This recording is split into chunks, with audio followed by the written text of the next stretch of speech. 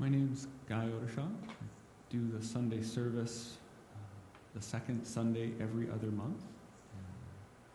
For a while now, I've been talking about non-dual awareness. So today, we're going to continue that, talking about non-dual awareness or the non-dual perspective on reality.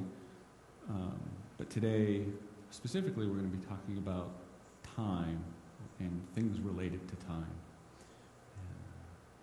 So this is a somewhat unique approach to the topic today that I'm taking, in that I typically try and I come up with a curriculum, a series of talks that relate to one another, that encircle a topic. And today's talk is a little bit out of sequence, other than it is still related to non-dual, but it comes from a different place, and that is kind of, this is for me is a little bit of a rant, right? One that I've been holding on to for about 20 years, figuring that it really wasn't anything that needed to be said out loud, but apparently something changed. So that's just give you a sense of where it's coming from in me, and perhaps some of the energy that you will detect as I talk today is it has a little bit more of a push to it than it often does. So this came about as just some friends sent along books and quotes, and a friend went on retreat, and the retreat happened to be on this topic of time, and he was sharing with me, what he had learned. And through all of these different encounters, and this is just in the past few months, each time I encountered the material, I would find myself, blood pressure rising and feeling like I was going to have a stroke.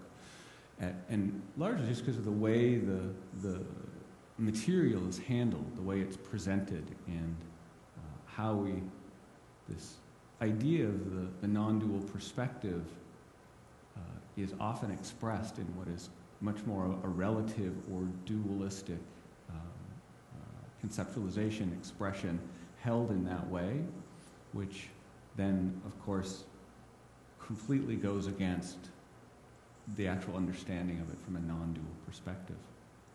And this isn't uncommon, right? In the Buddhist tradition, they have what they call pointing out instructions, which is, how can I, any teacher, talk to you in language, so using concepts, about things that are non-conceptual, right? So right there's a problem, right? So I have to use concepts to try and point to its non-conceptual correlate. So that's true. There'll be some of that today, certainly as I talk and I engage in that same process. But I think if one was to look at the teachings that are available, you can see that there are better and worse versions of this, closer approximations within the pointing out instructions, and ones that don't really accomplish the task and really add to confusion. And so this is going to be kind of the main point of what I have to say today, which is this idea of time, and in particular, there's, for a few decades now, we've had this mantra that's been around. It's out of vogue now, but it still shows itself. The "be here now." Right? Anybody remember that? Go back to the '60s and Ram Dass, right? And "be here now." Yeah. So there's this sense, and that somehow that those words, "be here now," that we can relate to those, and we typically do, as in here is some physical location, and now is this moment in time. Right? And that's the instructions to be here now. So part of my struggle in this is language. So I'm just going to take a little bit of time and talk about the language in which this is often housed, and then we're going to look into this to see if we can come up with some better definitions for these words. So one of the things that I struggle with is almost across the board, when the teaching comes up around time, the non-dual perspective on time, the first thing they'll say is, there is, time is an illusion. There is no time. Past, present, future are constructs. There is no time. But then we use words like now or present to connote that which they're pointing to, except these words are also time-based. I mean, now is a time-based word. It points to some type of moment, bracketed by whatever you decide constitutes now, but within the construct of time. So that's one of the places I find it problematic, is if our language for trying to take us out of time is based in time, right off the bat, what hope is there? Right? So I feel like we need to develop language that isn't time-based to speak about those, that a way of being in relationship to our experience that doesn't have a basis in time, which inevitably takes us right back to time, and we've gone no place. Right? So I want to talk a little bit about time, right, and what it is. So this is another place I find a conflicting information within the traditions, and even not to speak of the ancient traditions, but to speak of what is being given today in the modern versions, right? There's a handful of books out there that have now in the title, right? And they're trying to make this point. And they'll say this idea that time is an illusion, time doesn't exist, but then spend the whole book talking about time. So what is time? Right? So it is true that time is a construction. It's something that I don't want to just say people or humans have done. We've taken it the furthest in terms of developing it as a concept and basing a life around it. But there's also, plenty of evidence to show that animals also have a sense of time and have a mechanism in which to tell time, right? So it isn't just for us humans. But what is time? Right? So the basis of time is change. Right? That things change. And because they change, there's a way in which it's helpful for us to be in relationship to the fact that reality changes, right? And so this is where we develop time. So you can think about it. If you think about early life, and maybe it was something as simple as seasons, right? That there are seasons. And it became helpful at some point to know, just again, to be simple, one example amongst many that we could talk about. But let's say it's about food, right? And the season is going to change and your food source is going to go away. It's helpful for you if you know roughly when that's going to happen, how long you need to be prepared for before your food source returns. Right? And so the people who got better and better at predicting that did better and better. It was pretty straightforward, just a matter of necessity. Right? So, archaeology will show us that there's plenty of indications that this is what happened. Time developed in very gross forms, very rough forms, and then we've just gotten better and better and better at it, right? So if we said it was about the rotation of the planets, maybe based on the sun, right? Or based on the cycle of the moon, any number of ways in which we kind of gauged cycles to give us some sense of where we were in the passage of this cycle, right? Passage of time. So now, right, we've got it to a point where we have nuclear clocks, right? So they're plotting the change within an atom as an electron changes, and that demarks a period of time, right?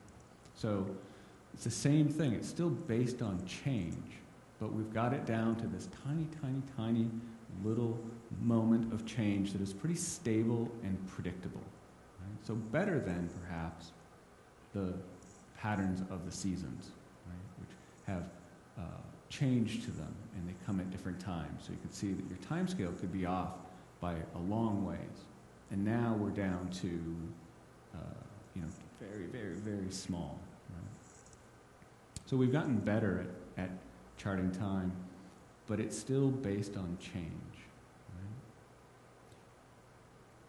So this idea that there is no time, sure. So we could substitute that and we say, well, is there change? Right? I think most of us would agree that things change. That seems fairly obvious, right?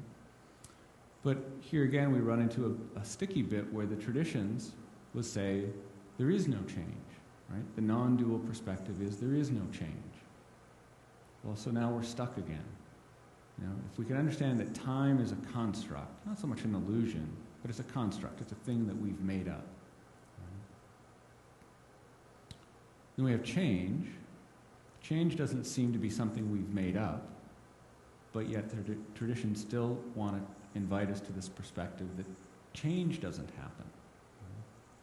So to solve this particular seeming paradox, this is where we need to be able to move into the non-dual perspective, to be able to really hold the perspective that the traditions point to see that there is no change, that change is relative. It's a better way to say it than to say it's an illusion, as if it doesn't exist. There's a way in which that's true, but it's not as true as saying that it's relative. There's a perspective of which change is very true and real. There's another perspective from which you can see that there is no change. And those are just ways of relating to reality. So I want to try a little thought experiment with you to see if we can create kind of an experiential metaphor in which you can have this kind of in the immediacy of your awareness here in the next 15 minutes as an example of the larger version of this when one realizes, does the work to mature into the non-dual disposition and perceive reality directly from that disposition. We're going to try a miniature version of it here.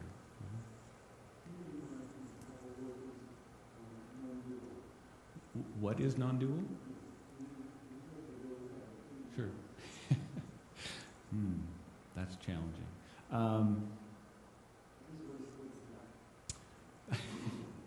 Right. So, let's see. So, one of my favorite kind of definitions that it doesn't really give an answer, but it creates a point in which to relate to begin to build an answer around. So I like kind of the Taoist articulation of this, which is first there was the Tao, so first there was the one, then there was the two, which is the yin and the yang, and then there's the 10,000. So first there's the one, then there was the two, and then the 10,000. And then they say that anything that you can say about the Tao, the one, isn't the Tao. This is to say that it is beyond the conceptual mind. We can't have a concept, we can't think about it, we can't know it in the ordinary sense of knowing. But yet it exists and everything comes from it, the yin and the yang. So this idea of the yin and the yang is the idea that in relative existence there are pairs of opposites. There's day and night, up and down. Right? There's all these opposites. And this is, most of us, in our conventional way of relating to reality, this is how we do it, right? Is in opposites. Right? In the mind, it's structured this way. You can't help it. If I suggest one thing, your mind automatically conceives of its opposite because it's the basis of our mind, right? Even if you can't know what it is, if you can't think of it in the moment, your mind has constructed a category. It's empty, but you've created a space in which at some point you'll fill it in because it balances, right? So we call that dual, right? That's dualistic reality. It's polar. Non-dual is when you have these two, right, up and down, and you transcend the apparent difference between them, and you see what is similar or common or non-different about them. That's non-dual. It's the not-two-ness, right? You understand the fundamental reality in which these two things aren't polar or opposite. That's non-dual. Seem helpful?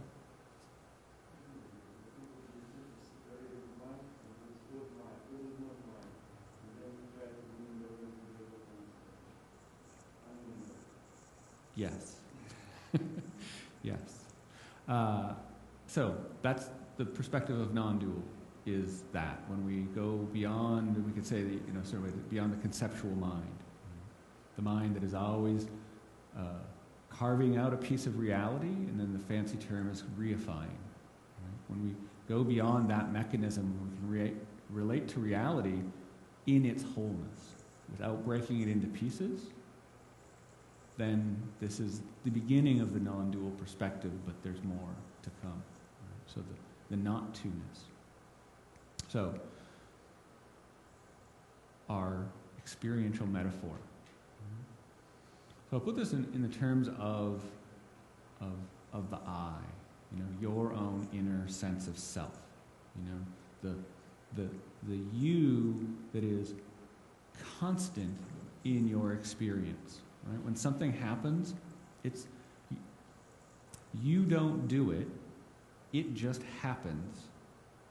But if you've spent time meditating, you may have had moments in which you were able to kind of see this process happening, in which the I sense is always there, and whatever is happening, it is automatically happening to you. Right?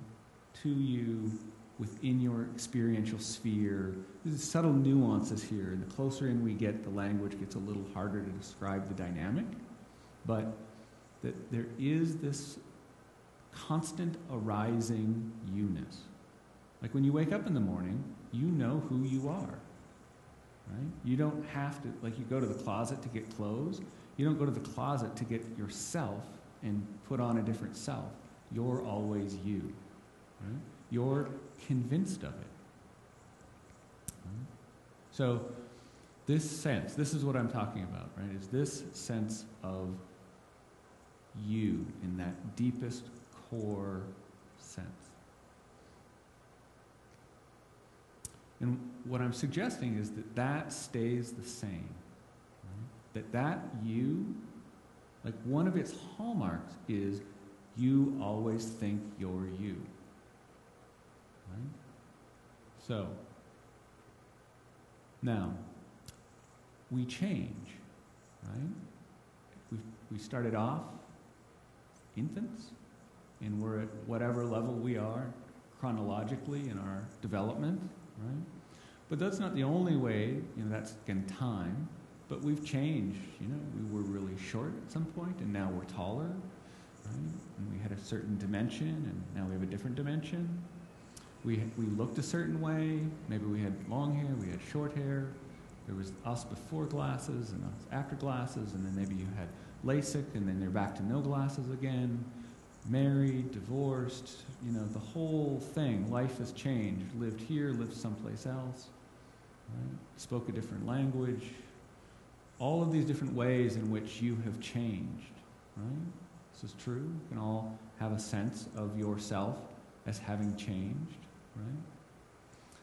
And yet, there is this constant that through all of that change, you're you.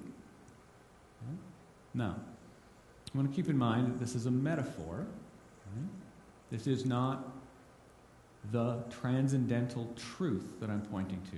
It's a metaphor, which means, obviously, it only goes so far. We can think of exceptions to this. Right? We could think of, for example, the mentally ill, right? Schizophrenia, where somebody has lost that sense of self, or maybe they haven't lost the sense of self, but it seriously migrates. And there are some sense of distinct differences. Right? This is not what we're talking about.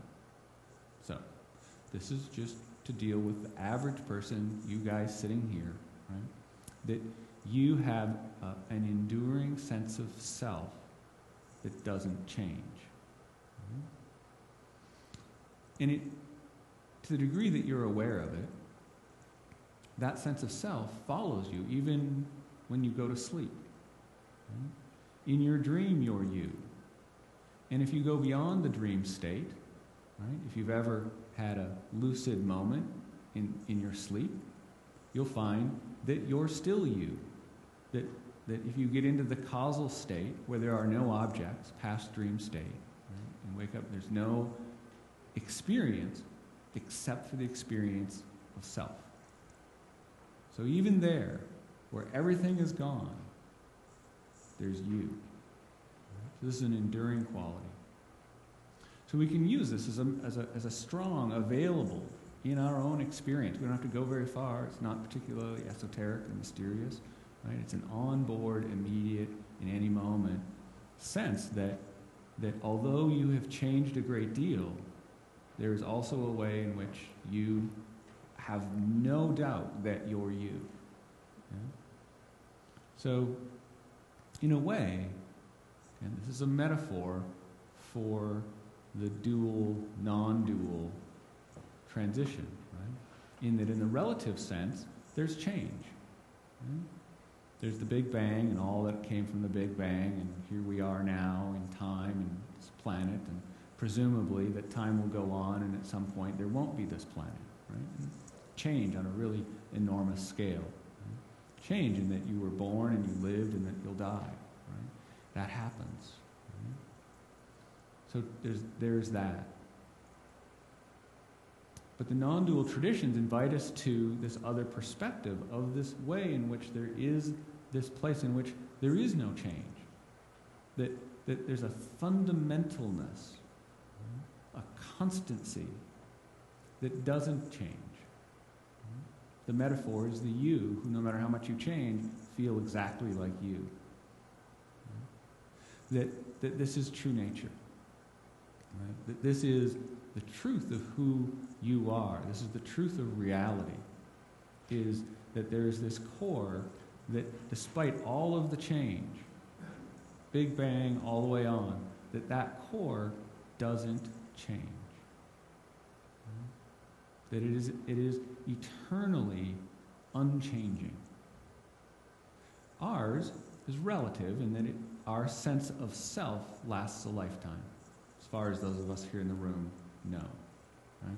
We might have ideas that it goes beyond our life, but pretty much we can say that it endures for our life. So we would say, from the non-dual perspective, that is true for existence itself, for true nature, that it has that same quality in which there's an aspect of it that does not change.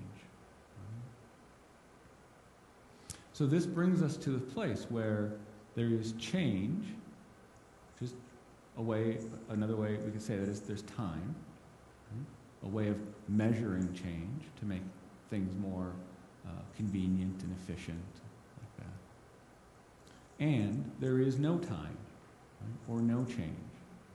And that those are both true, and they're not in conflict with one another. Right?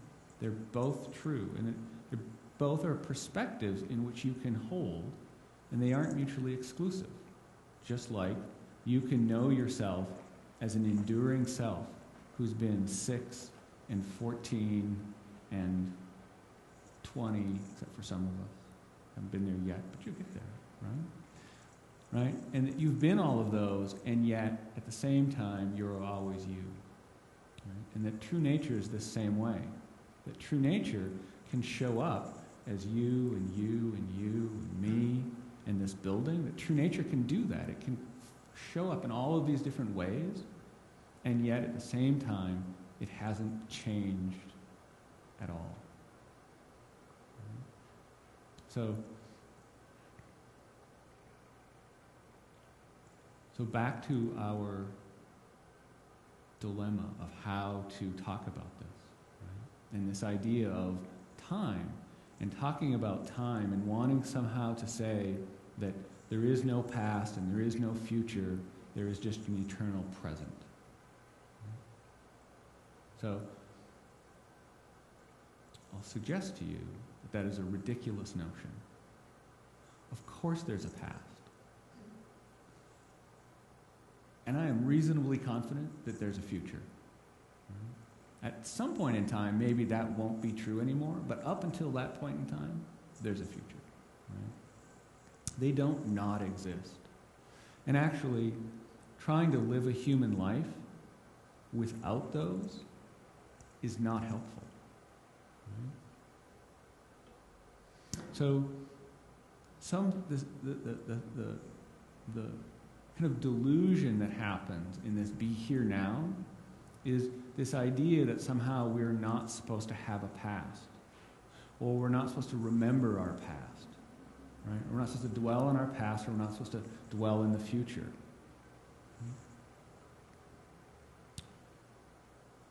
But from the non-dual perspective, that makes no sense, right? No sense whatsoever.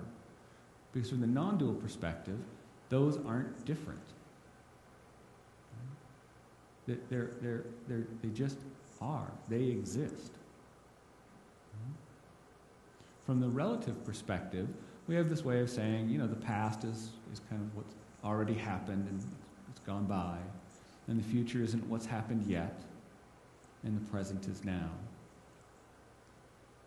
And there's some helpfulness around that. Some wisdom in how to hold all of that. But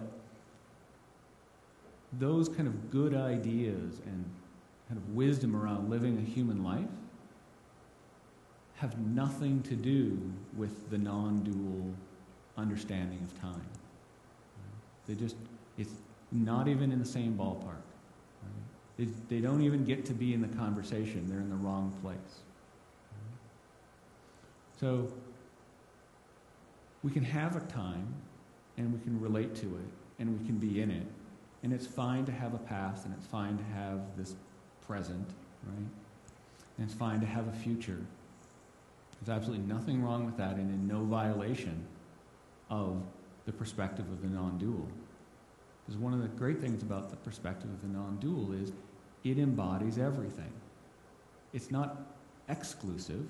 It's inclusive. It's inclusive of everything. Right? So if I'm sitting here in this thing called the now, and I'm remembering 3 years ago, I'm not here. I'm not in the now. It's just in the now, I'm remembering the then. But that in no way is a problem or in conflict with anything. I am not less now. Right? So these ideas, right, like this, as we're talking about it here in terms of time, again, this is not a problem or a conflict. Where we can make a problem out of it in terms of wisdom is if a person is consistently remembering the past and dragging the past into the present and trying to live a life now based on, right? Something bad happened, you had a bad dream when you were 7 and it scared you. And here you are at 50 and you're still living your life as the scared person at 7. Right? That's just not helpful. In terms of living a human life. But it in no way is perpendicular or at odds with the non-dual. Right? The non-dual perfectly includes that. It perfectly includes that is still now. Right? Because nothing is excluded. There's no way to be out of sync. At all. Period. Ever. Because the non-dual is all-inclusive. No matter where you are, that's where you are. It's unavoidable. So, If you find yourself reading some material about this idea of now and being present and time, I invite you to consider some of this. As you read the material, is there this expression of this over against that? This is how it should be versus like that. Right? If that's happening, then you know what you're being given is a dualistic perspective. This over against that. The non-dual, that doesn't happen. That violates the principle of the non-dual. Because it is not this or that. It is this and that.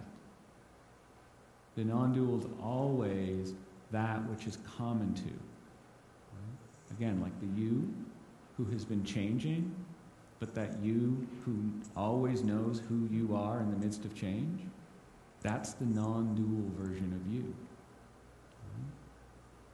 But you can, and you do, in any moment, inhabit kind of the dual you in either celebrating where you are or lamenting what you've lost or hoping for what you're going to get. Right? You're doing that. But even in doing that, there's a you there who is doing that. And all you need to do is take your attention to that you. Right? Take your attention to the you who is doing whatever it is that you're doing, and there you are. Right? That's the eternal you. So they're never separate, they're never apart. The only thing is that sometimes it is true, our attention gets pulled more into one than the other. But the actual things are not at odds. It's really just what you're doing with your attention. And so the traditions would advocate for, at least occasionally, check in, try and locate that enduring quality, right? The timeless quality. Try and keep some contact with that. The ideal is to have permanent location there, right? To live your life from that perspective, from that place. We call that enlightenment. Right? But in the meantime, between now and your enlightenment, if you can locate that experientially and occasionally reach out and touch it, put a hand there to invite that perspective into your normal perspective. Just as a point of orientation. Kind of get your bearings. This is something that isn't all of that radical or mysterious or difficult. Again, it's as available to you as the sense of self.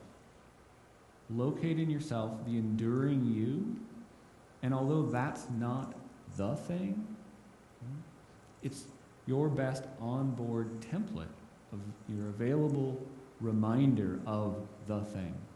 And it will indeed take you to it. If you allow yourself to fall into it and really be with it, give it your focal attention, it is a doorway into that quality of reality that is the unchanging, enduring.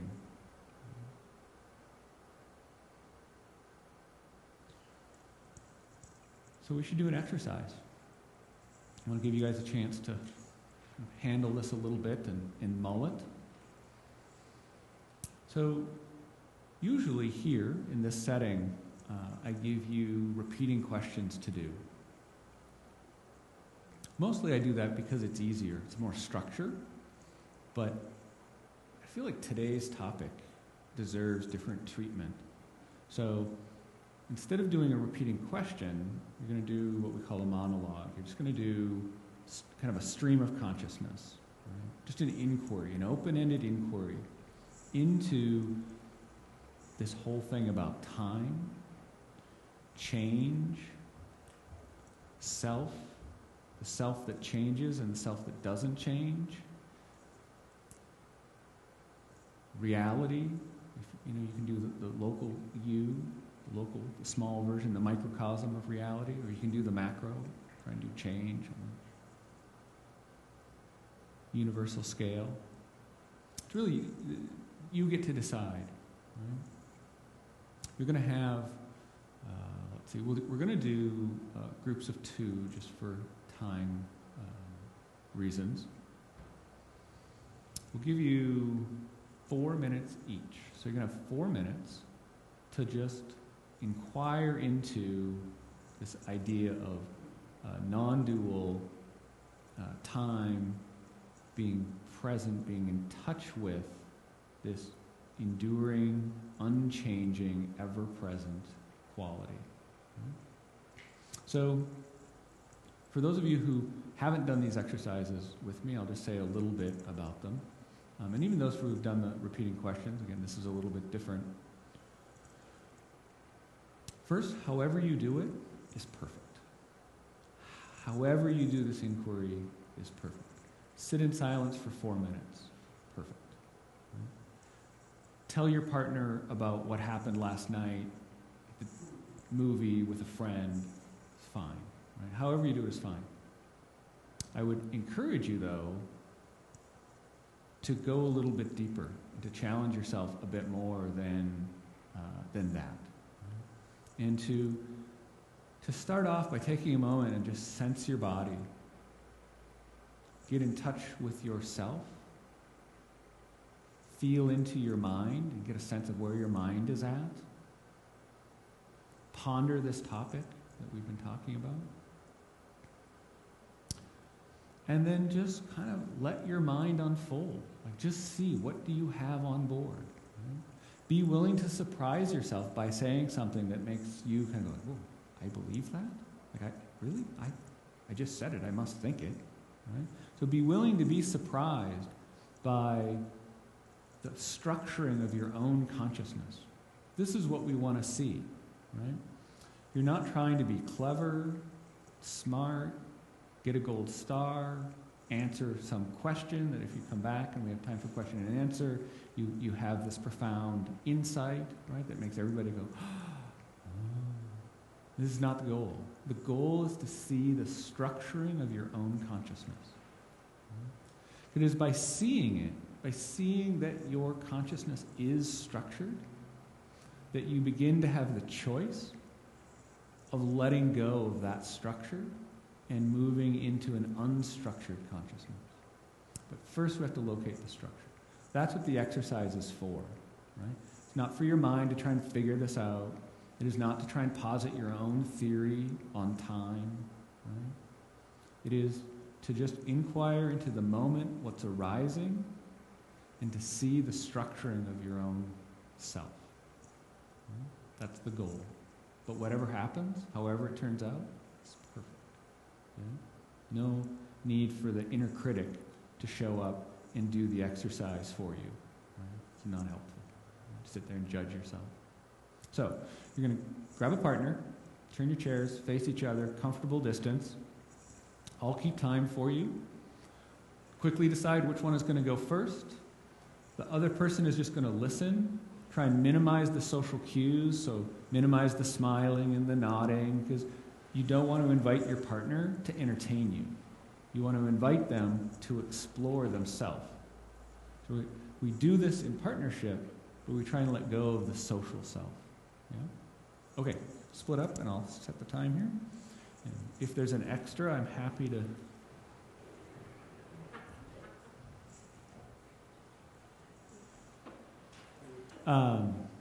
So I noticed, what came up for me was just noticing the root of desire and how desire puts me into the play of time. Because I want something, and then there's something I need to do to try and get the thing that I want, and now I'm in the mix, and I'm either going to get it or I'm not, and there's things I have to do to get it, and I either have time or I don't have time.